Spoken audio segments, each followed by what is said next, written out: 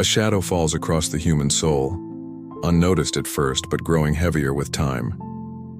We live in an age of marvels, cities that pierce the sky, machines that think faster than we do, and a world so interconnected that a whisper can travel continents in seconds.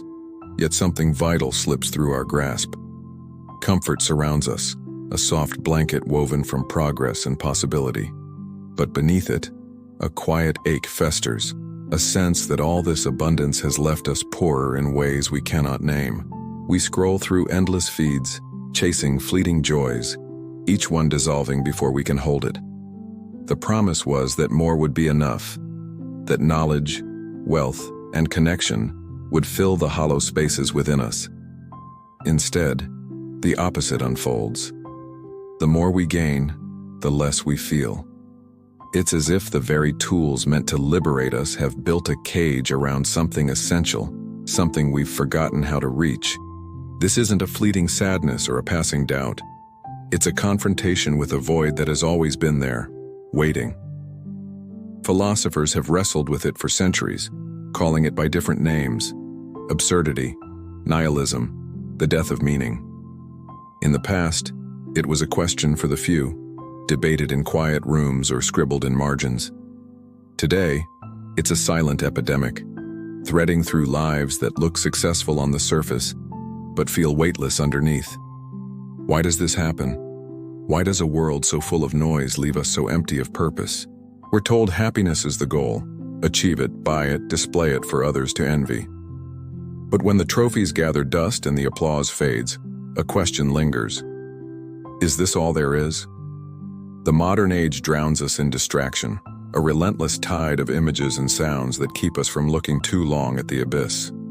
Yet the abyss doesn't vanish. It stares back, patient and unyielding, until we can no longer ignore it. Think of the moments when the noise stops late at night alone with your thoughts. What rises then isn't just restlessness. It's a recognition that the life you're living might not be yours at all. We've built systems to escape this feeling. Endless work, endless play, endless consumption. But they're like bandages on a wound that won't heal. Temporary fixes for a fracture that runs deeper than we admit. This fracture isn't new. It's as old as thought itself. A man named Viktor Frankl saw it clearly, not in books or theories, but in the ashes of a world torn apart. He was no stranger to suffering, stripped of everything in the Nazi camps, reduced to a number, surrounded by death. Yet in that place of absolute despair, he found something that refused to break. Frankl watched as some crumbled, their spirits extinguished by the weight of their reality. Others, though, held on to something, a memory, a hope, a reason to keep breathing, and it carried them through. What separated them wasn't strength or luck. It was a choice. Those who survived had a why to live for, a thread of meaning they wove even in the darkest hours. He wrote later that if you have a purpose, you can endure almost anything.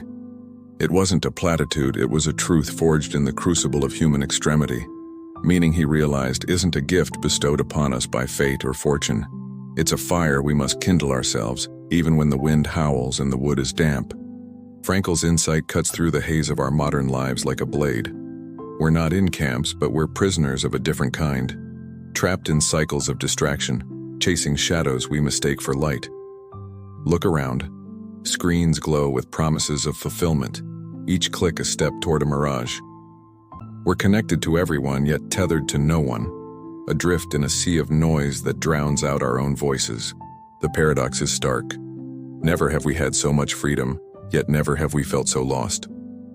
Choice overwhelms us, 1,000 paths stretching out, but none leading anywhere we truly want to go. In the past, meaning was handed down through faith, tradition, or the rhythms of survival. Now, we stand alone, architects of our own existence, but with no blueprint to guide us. This freedom is a burden as much as a blessing. Without a compass, we wander, mistaking motion for direction, activity for purpose. Social media amplifies the drift, a mirror reflecting lives that seem fuller than ours. We compare, we covet, we curate. Yet the more we polish the surface, the emptier it feels beneath. Frankl saw this coming, not the technology, but the human cost of losing our anchor. He warned that when meaning fades, we don't just falter, we fracture. Today, that fracture shows in rising tides of anxiety, in the quiet despair of those who have everything yet feel nothing. It's not a failure of character, it's a failure of a world that offers answers but no questions. So what do? How do we step out of the current and find solid ground? Frankl didn't offer a map, but he gave us a lens. Meaning isn't found in what we take from life, but in what we give to it. It's a shift from consumption to creation, from waiting to acting. This isn't about grand gestures or heroic deeds. It's about the small, deliberate choices that ripple outward. A conversation that matters, a task done with care, a moment of kindness in a cold world. He believed suffering could be a teacher, not just a tormentor. In the camps, he saw men share their last scraps of bread, their last breaths of hope, and in doing so, reclaim their humanity. Pain strips away the trivial, leaving only what's real. It's a brutal gift, but a gift nonetheless, forcing us to decide what we stand for when everything else falls away. We don't need to seek suffering. It finds us all in time. The question is whether we let it hollow us out or use it to carve something deeper. Modern life resists this idea, peddling comfort as the ultimate good. But comfort alone is a shallow well. It quenches thirst for a moment, then leaves us parched again. Frankl's life was proof. Meaning isn't born in ease, but in struggle embraced with purpose. He turned his agony into a philosophy that still echoes, a beacon for those lost in the dark. What would happen if we stopped running from our own shadows?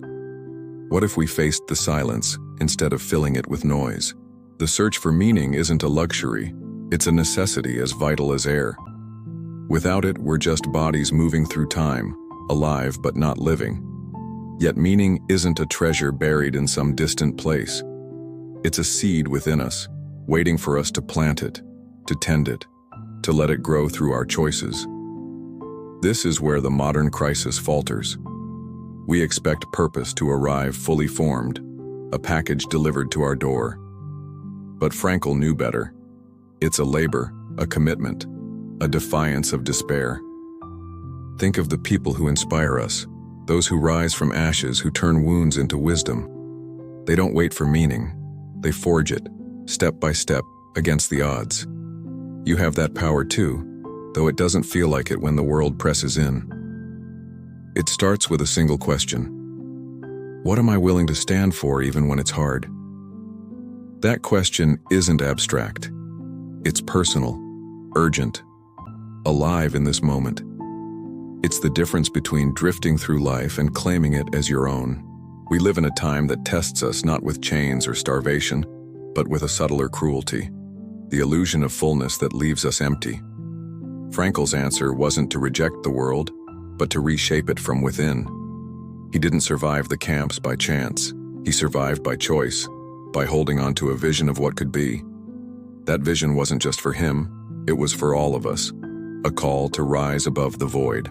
So here we stand at the edge of our own abyss, not as victims, but as makers.